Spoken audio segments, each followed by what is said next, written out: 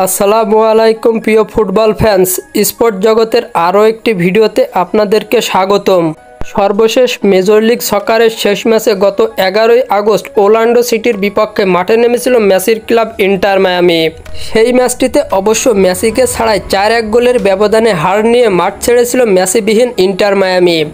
এই ম্যাচটির পর আবারও মেজর লিগ সকারের ম্যাচে মাঠে নামছে মেসির ক্লাব ইন্টার মায়ামি।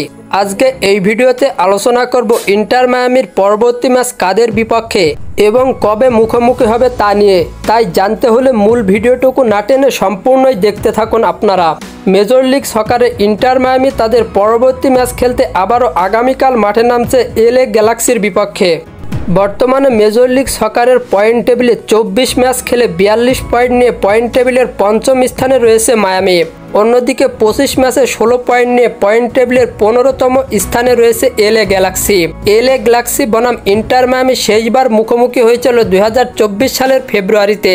সেই ম্যাচটিতে অবশ্য 1-1 গোলের ড্র নিয়ে মাঠ ছেড়েছিল মেসির ক্লাব ইন্টার মায়ামি।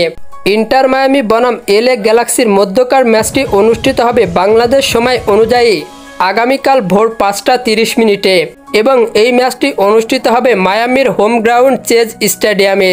আর হ্যাঁ, এই ম্যাচটি সরাসরি লাইভ দেখতে পারবেন স্পটিফাই অ্যাপসের মাধ্যমে।